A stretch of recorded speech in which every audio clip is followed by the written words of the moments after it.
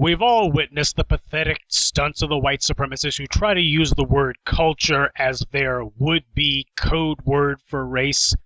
This shows you that these guys are the bottom of the barrel. The more of these pathetic little word games that they try to play, the more obvious they make themselves. It's not a new tactic at all. In fact, it's actually one of the original scams that white supremacy has always tried to run, but these guys are going nuts about it as if they discovered something. We all know the white supremacists couldn't tell the truth if their forked tongues were notarized, but even so, in a pure example of a stopped clock being right about twice a day, I do think they have something of a point when they talk about failed cultures. Just not the point that they want you to believe. The Europeans is a failed culture. Let's just go ahead and get that on the table point blank. There's practically no denying that reality. Look at the mass shootings that we see, the perverted crimes against children, the bizarre and sickening violence that takes place in the society on a daily basis, the most out-of-the-way crimes that happen in places where there shouldn't be crime at all. But by far the purest sign that European culture is indeed a failed culture is in their population numbers. Now, the European has monopolized all the resources on the planet, all the wealth, all the creature comforts, and yet their numbers are in free fall. And that's no small thing. It certainly isn't a small thing to them. A lot of their behavior comes from sheer panic. They understand that by all accounts, they ought to be the most demographically secure group on the planet, and yet they are the ones who are in danger of burning out altogether. In fact, it's gotten so bad that they can literally chart their own disappearance decade by decade into the future. Yes, a culture must be to a certain degree self-reinforcing, but beyond that, the one thing that a culture absolutely must be is self-sustaining. The European has never had it so good as he's got it today, and yet his numbers are falling as if there were aliens from outer space wiping him out. And this is not due to war. The European cannot claim that somebody is doing it to him. Nobody's waging war on him. Nobody has the ability to, other than other Europeans. He cannot claim that somebody's wiping him out, no matter how many pathetic white genocide hoaxes that they try to drag out of South Africa. The European's demographic decline is not due to any sort of disease. He's monopolized the healthcare resources and facilities on the planet. And his demographic decline is not due to being deprived of resources. He is the master of his own destiny. Even he cannot deny that. And yet when you turn on the television, what we hear is a non-stop chorus of bitching and complaining about how the poor European is so downtrodden. But he can't tell you who is trotting him down. No one can do anything to him. Whatever he wants, he gets, whether he deserves it or not. And so whatever's happening to him is his own fault. He has presented himself with a problem for which there is no solution. He's burning out because his culture is a failed one. You can't look at it any other way. He didn't choose a culture of life. He chose a culture of death. He's inflicted it on everyone he ever met, and now he's seeing that this includes himself. Dr. John Henrik Clarke was more right than most realized when he said that the European has never had civilization because the root word of civilization is civil, and the European has never practiced civility. And without civility, no culture can last. Cultures that rise and perpetuate themselves through killing inevitably kill themselves. The European is helpless to change this. His culture is also one that is not reflective, so he doesn't have the ability to self-analyze. And he has decided that since he deified himself, that means that he's beyond reproach, he's beyond question, he's beyond analyses. Well, that's fine if you're perfect. But unlike the European, we understand he's not perfect at all. He never looks at himself, never takes responsibility or accountability for his behavior. Black people do that all the time. We take constant accountability and responsibility for our behavior. We take responsibility for what other black people do. We also take responsibility for what the Europeans do, for what they refuse to do. We are constantly held to account. The European never is. They have been socialized to be completely unaccountable, and that's a cultural failing, folks. And a person or people who never have to face questions eventually get to the point that they cannot think either. What white media will examine the European honestly? Which one will have the courage to say the pig's simple truth that whatever problems the European has are strictly internal? Which one has the courage to tell his fellow Europeans to look at themselves and understand they are and have always been their own worst enemies? No one dares do that. We have seen the white media across the board, from television to newspapers to magazine to white supremacist sewers like YouTube, attempt to become safe zones where you don't have to hear about the failings and failures of European culture. If you're a white person, you never have to feel that you might be doing something wrong. You never have to hear that. All of media that is dominated by European culture is in fact nothing more than one gigantic cone of silence, just a bubble that doesn't allow in any sort of critique, criticism, analyses, or truth. If you're a white person who takes in nothing but white media, which is the majority of the media in the United States and the world, truth be told, then you can go your entire life without ever having to hear that you're doing something wrong. And that's fine if you're perfect, but as we pointed out, the European is not. So all of these attempts by these white media platforms to decide that they're going to sanitize and censor criticism of European culture, the only thing that they've done is they've made it where they are going to burn out in utter silence. All they want to focus on is scapegoats, usually black, and they've been doing that for the longest time, and yet the problem keeps getting worse for them. Their situation is not improved. All the scapegoating of black people does is make it where they don't have to feel bad about their situation getting worse. They want distractions, usually black. They get xenophobic fantasies instead of the hard truths that they need to hear. The European has raped entire nations, robbed and pillaged the world, and yet have the nerve to try to play the victim? A true cultural examination of the European is what's called for here, not more lies and deflections. So why does not one of the white media outlets talk about it? In fact, not just the white media, but even so-called liberal commentators. Pat Buchanan wrote a so-called book called The Death of the West, and Ann Coulter wrote a similar tripe, Adios America. Both of these books are about immigration killing the white race, but they don't explain how immigration is to blame for the falling white birth rate. They don't actually explain it. They just say, well, these non-whites, even if the Hispanics think of themselves as Europeans, no one else does, but these non-whites who are coming into the country are causing white numbers to fall. Percentage-wise, yeah, but that's not accounting for the numbers that are falling. Now, we expect the white right to engage in blatant denial of reality, but we see this exact same refusal to face the obvious from the white left as well. That the white culture has failed is an evil that dare not speak its own name. They'll gladly talk about black population numbers, but of course we know any alleged black birth rate decline is the result of black mothers denied proper health care and who are under the stress of living under white supremacy. Black communities are systematically starved for resources. The white government subsidized the removal of black fathers from the homes and used their courts to enforce it. Of course, black children, denied male leadership and denied opportunities of economy, would resort to gangs as an ersatz family, and worse than that, as a substitute community. The underground economy of the drug trade becomes the only avenue for those who ordinarily would have menial labor jobs. To the extent that the black birth rate or lifespan has impacted our population numbers, it's excruciatingly obvious why. We know it, they know it. Now, while they deny all responsibility for our condition that they have forced on us, why is it that they also deny all responsibility for their own population drop as well? We know it's not because they don't see it happening. Their silence is indeed due to abject terror to raise the subject. They're terrified of actually having to look at this.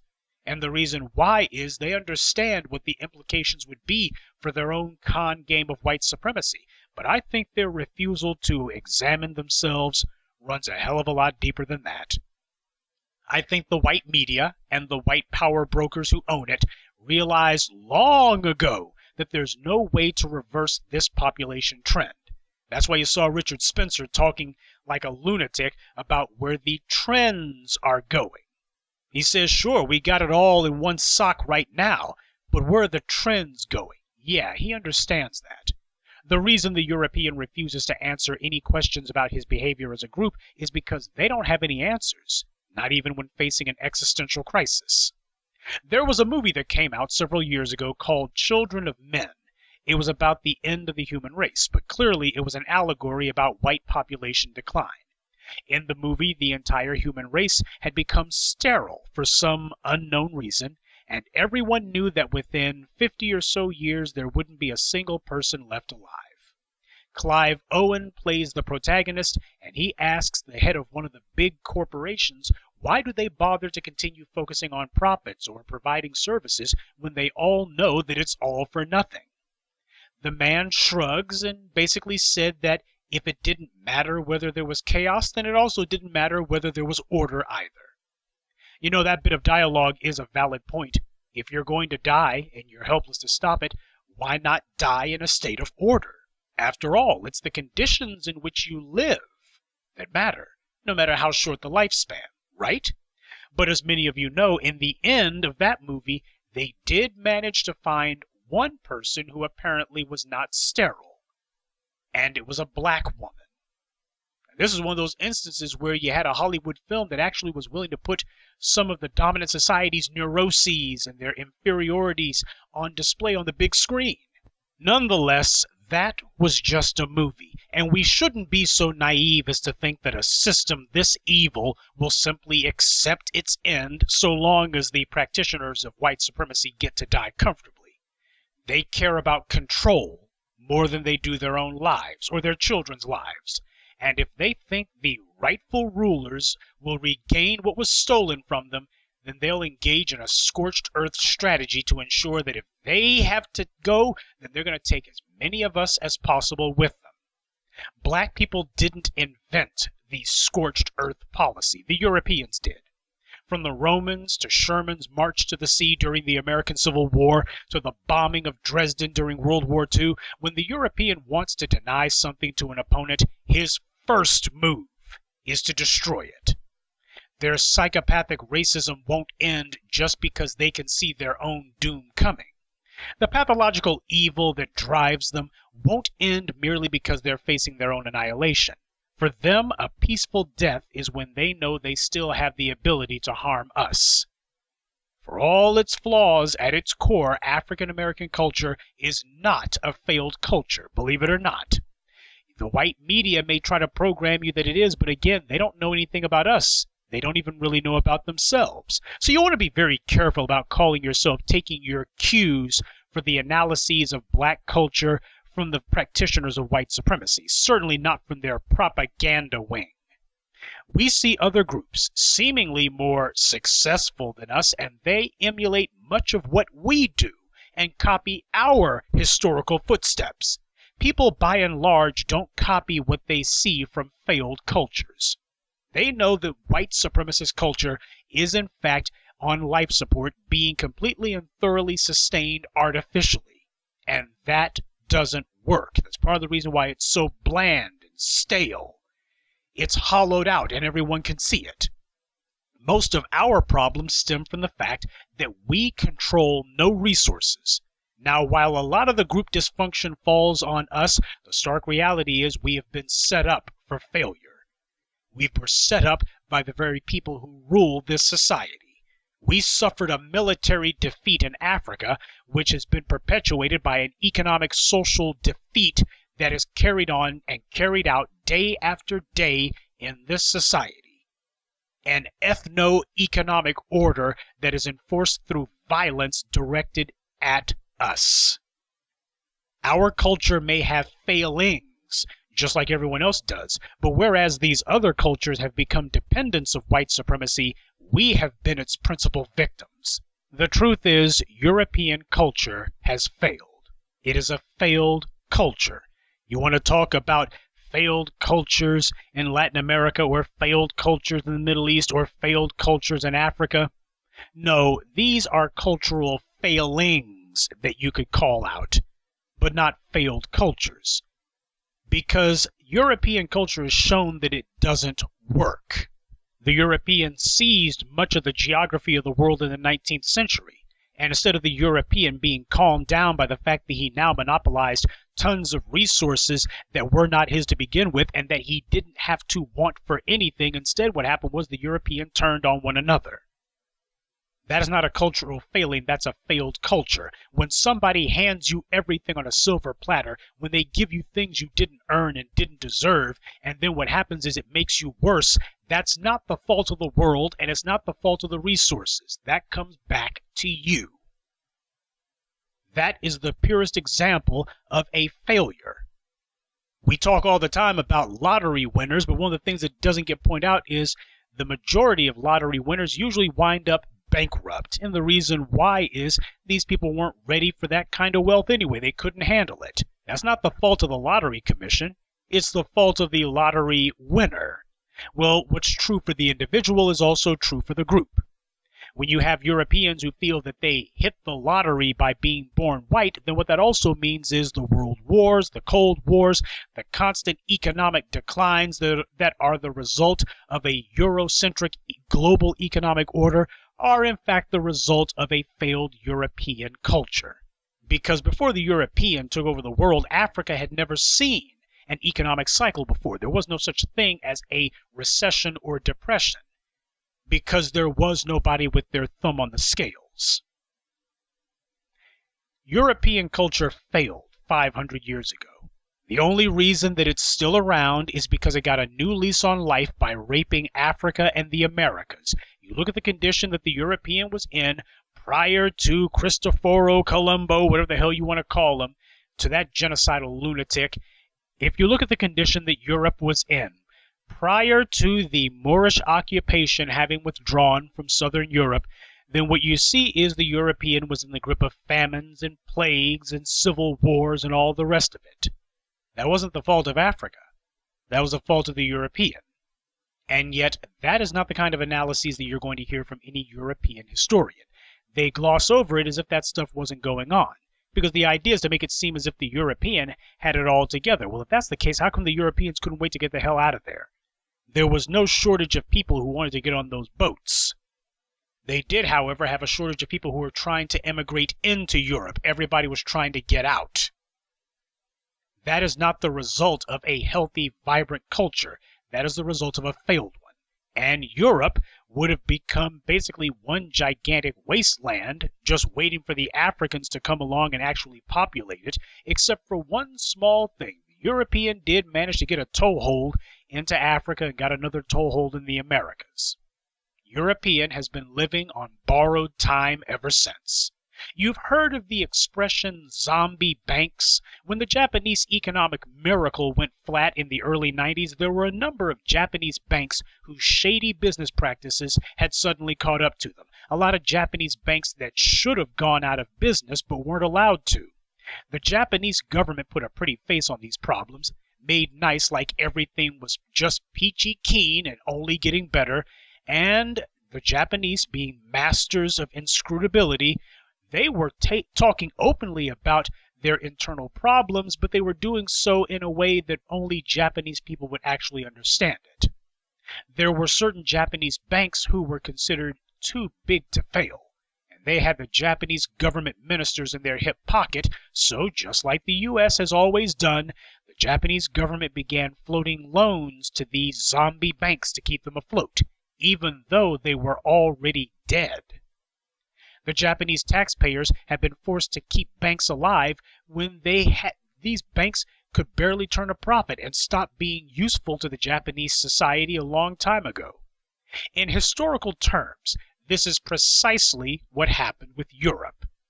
The feudalism that pushed them into the Dark Ages never stopped. They've been playing out the same lord versus serf barbarism that they've been doing since before the Romans. The only thing that changed was that they had some more sophisticated weapons to kill each other with. In the strictest terms, there is no European culture per se. People like Zbigniew Brzezinski prefer to refer to Europe as Eurasia. And it's not merely to be geographically accurate. Europe is not a continent, and neither is Asia, because neither one has water on all four sides. But rather, Zbigniew Brzezinski wanted to be politically and historically accurate. Europe's culture is a Frankenstein mishmash of Asiatic, Greco-Roman, and African, albeit uncredited by European historians and blatantly ripped off by modern Europeans.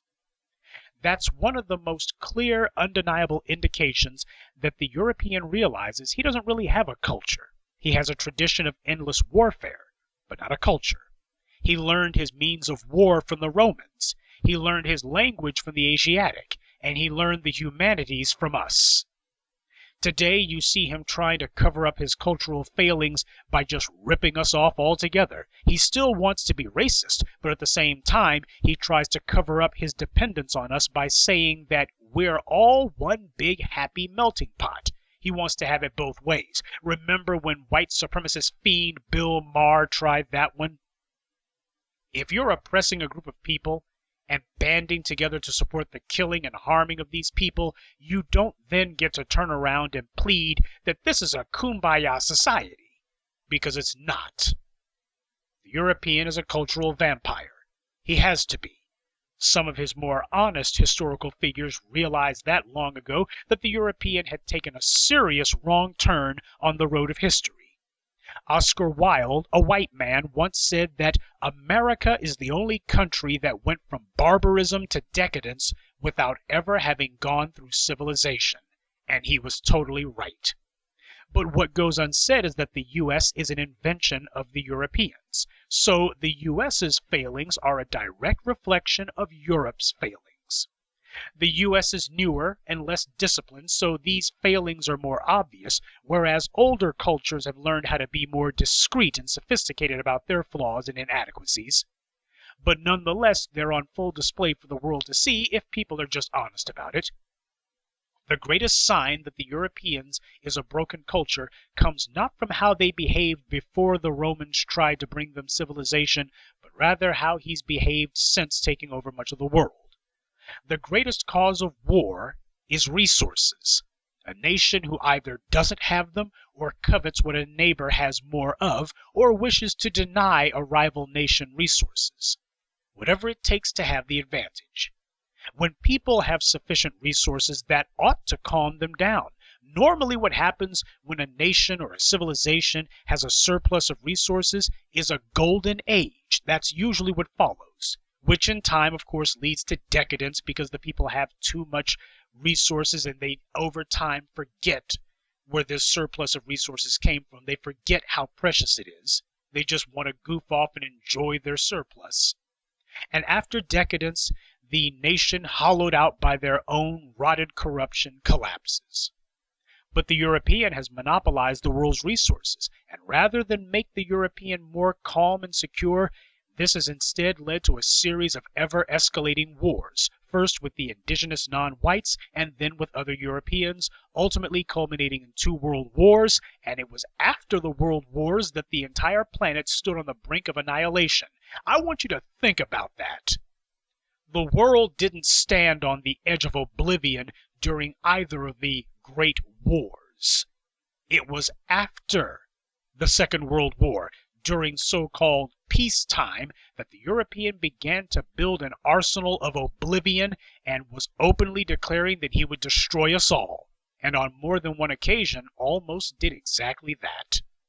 And this wasn't just one European nation who did this, this was a number of them. Now, that's not a cultural failing, folks, that is a failed culture. Even when they achieve victory, they immediately decide it's time to fight. Even when they have what they claim to be victory, what they claim to be peace. The only thing that they can think about is, how do I annihilate this other guy? Of course, people will be at their worst during war, you expect that. But when you see a culture that is given peace and prosperity, and they act worse than they did in war, that's how you know that that culture is broken. Black people have no control over our culture, and this disorder and chaos has been almost entirely imposed upon us. These same forces use their massive wealth and influence to interfere with our internal politics and to support the most disruptive elements among us. Poverty is unnatural. To have your culture constantly under siege and under attack is unnatural. We are natural creatures trying to live in a world defined by a culture that is unnatural. You cannot call a culture failed merely by how it performs during trauma, and our experience under the European has been one massive, never-ending trauma. What would you say is black culture? We've been robbed of our language, robbed of our customs, robbed of our folkways, mores, and even our minds, as the warrior scholar Khalid Muhammad would say. There was a stupid book written by an even more stupid person, Amy Chua, called The Triple Package. Now, this woman's been a lifelong shill for white think tanks and political groups, particularly those on the right. Her book was the same old white supremacist nonsense, except she has done like Richard Spencer, Milo Snuffleupagus, and the other new white supremacists, and she used the word culture in place of race. Her entire book's premise was that successful groups deserve to be successful because their culture is superior. Their culture teaches them that they're higher than everyone else, and as a result, they succeed. Of course, she doesn't explain how, she just goes to the end result. While those who are not successful, she posits, it's because their culture is inferior. She made it clear her entire point was about race. She tried to include a blink-and-you'll-miss-it reference to the Nigerians in her book, but this thinly veiled dodge, a patently insincere attempt to shoehorn a black group into her book, was so blatant and pathetic that even other Asians had to call her on it. That's how you know that your propaganda ain't worth a damn, when even the people who you're claiming you think that you're psychologically masturbating, when even they look and go, that's just dead wrong. That's how you know you failed. It's obvious that Amy Chua didn't care about culture at all, because if she had, then she would have known that, at least as far as African Americans are concerned, culture is at the very heart of our struggle, at the very heart of our position in this country and the world. African Americans have been in a culture which has not told us that we're better. In fact, this culture has preached a non-stop sermon that black is the lowest of the low. This country has indoctrinated black people through songs, through literature, and through legislation that we are lesser than, inferior to. Black people are the only ethnic group mentioned specifically by name in the U.S. Constitution, the founding document of this country. And why does the Constitution mention black people? To declare that black people are only 3/5 human. Now, Amy Chua is supposed to be an academic, but the only thing she's ever learned or taught is just law. What the hell qualifies this clown to write about culture? Or rather, race? But of course, as we all know, just like with Ann Coulter, Amy Chua's job is to be a mouthpiece for the rich white supremacists back of her. There's no way she didn't realize that merely mentioning black people invalidated whatever asinine point she called herself making, and yet she kept right on as if she didn't know it, and we see it was because this wasn't meant to be a scholarly work. This was just like the fiction that Heather McDonald puts out. But Amy Chua conveniently left out of this pile of crap scribblings the truth. This is the woman who the white media puts on a pedestal. You know, the anthem of the Tiger Moms and all that crap. Now I hope you understand why. You can only judge a culture by how it performs under natural conditions. When a culture is left to its own devices in the environment that gave rise to it, you cannot evaluate a culture when it's under constant siege by violent and perverted forces that rip the culture apart, ban it to be practiced or expressed in any way, and take those who created the culture and define them as not even being human beings. The only way that you can actually judge African Americans is if African Americans were restored to the peace and prosperity that we enjoyed before the European came along and decided to oppress us. This has never happened. It is to be expected that a people who have undergone a collective group trauma and are still being subjected to it would have a number of dysfunctions. How the hell can they not? It's unnatural to not be able to take advantage of one's own God-given gifts. It's unnatural to be attacked and persecuted simply for being alive. It's unnatural to have a more influential outside entity robbing you of your prosperity and attacking you at every turn. This is the very opposite of normal. And yet, this is what we've been trying to live normally within. This is the kind of society and culture that we have tried to live out some semblance of normalcy within, and it doesn't work. The real miracle is that black people in America managed somehow to come out of all this with our spirit, however damaged, still intact. Our culture is not a failed one at all. To have proven as resilient as it is, our culture is the strongest. Other groups have only experienced a tiny fraction of what we've been through, and in most all their cases they were either utterly exterminated or otherwise made to disappear. Other groups here in the United States who are simply subjected to a small dose of what we've had to endure, these guys are in a permanent state of economic stagnation. They're not going anywhere, and these people weren't even enslaved.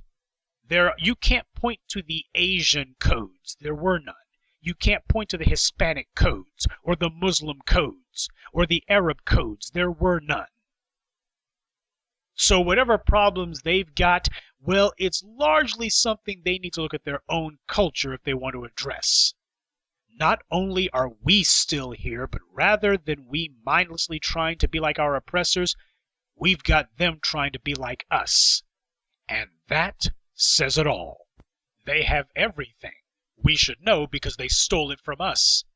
They have every guarantee, and yet their numbers decline at an alarming rate, so much so that they can now chart their own population drop. How terrible it must be to see one's own end coming as inevitably as the rising of the sun.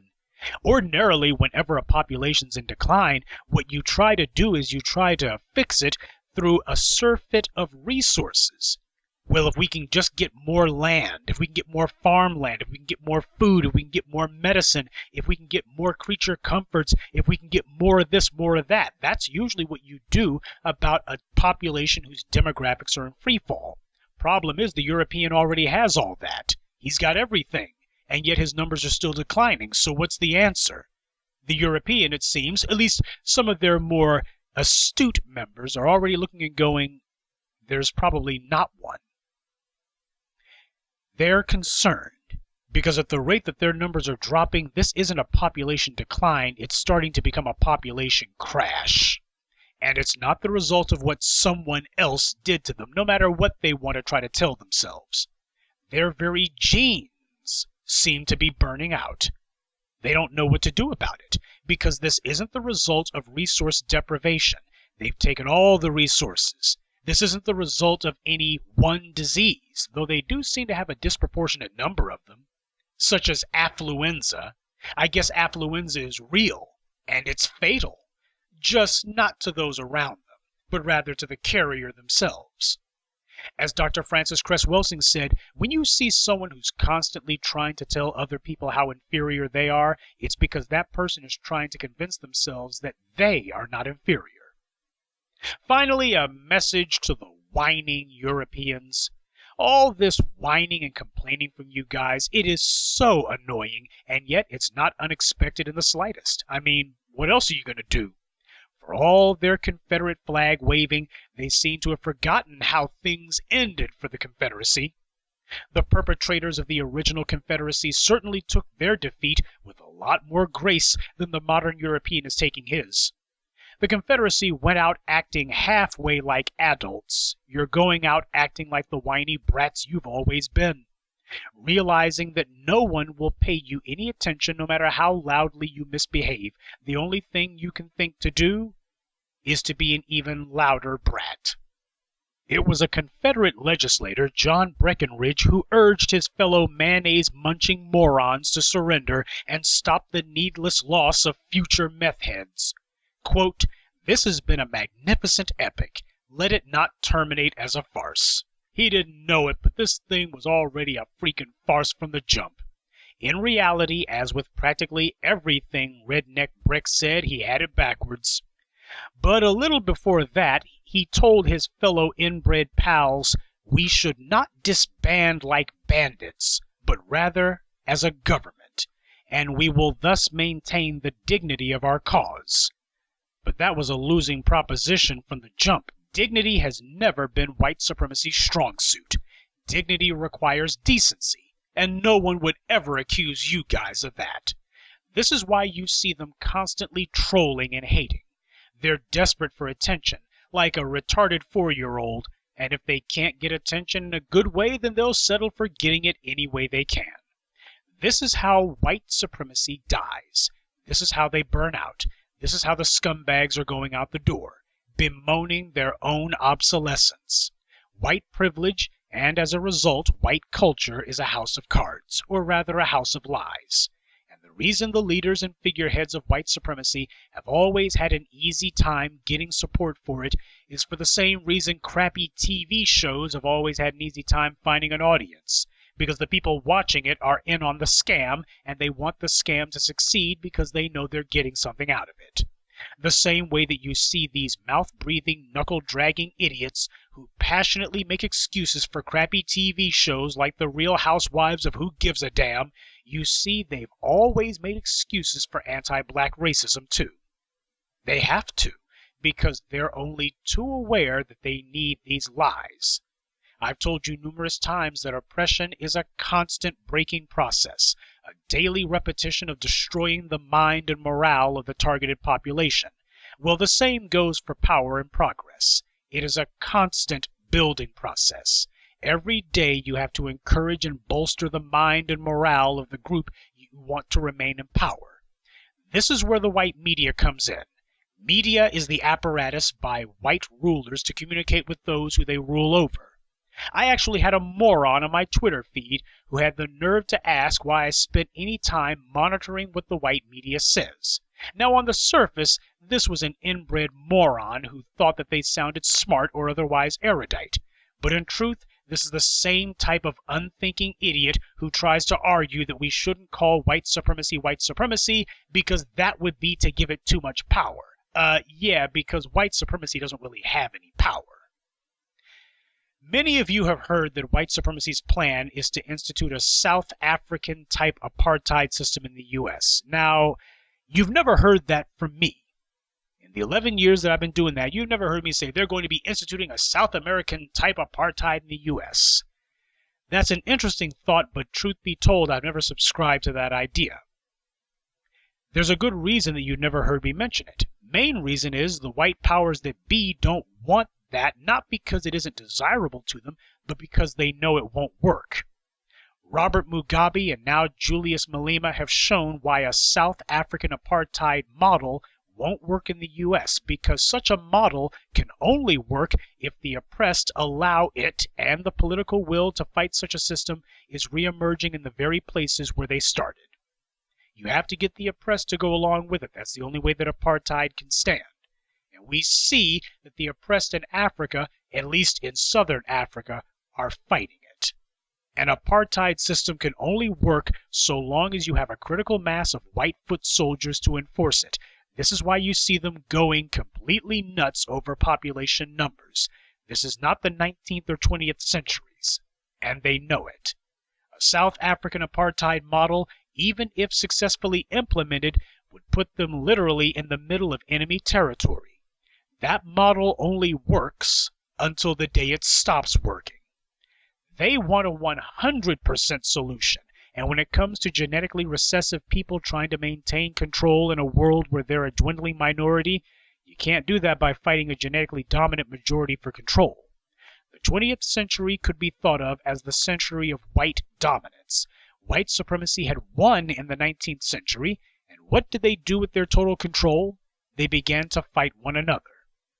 The greatest loss of white life occurred not at the hands of black people, but at the hands of other white people. While the rank-and-file white person didn't analyze the issue, the white leaders did. They understood that white people had a problem far larger than just their dwindling numbers. They had a severe cultural problem. They were self-destructive. Left to their own devices, they would annihilate one another. They needed a distraction, and a big one, desperately. Hence the constant, non-stop focusing on the big bad black man, either as a threat or at the very least as an undesirable social condition. They needed to manufacture that just to keep their minds off of fighting one another. This is the cultural equivalent of kicking the can down the road. They haven't dealt with their problem or even admitted they have one. Instead, the goal has been to just demonize black people day and night, and hopefully this will result in some permanent cultural balance for the white population writ large. Only it hasn't worked. A black boogeyman only works if black people are taking power or threatening white people, and we are doing neither. Attempting to come up with some sort of negative affirmation as the definition of white identity has now reached its logical end, which is it doesn't work. This is the natural contradiction of trying to define yourself not in terms of what you are, but in terms of what you're not. Yeah, you can be distracted from your flaws, but the flaws are only going to get worse and worse until they eventually consume you. You can either embrace the horror and admit that you can't change it, or you just wait until the flaws eat you whole and you keel over. But the point is, it's not going away. So the experiment in trying to distract the Europeans wholesale may have fooled all the people some of the time, but it's not going to fool all of them all the time.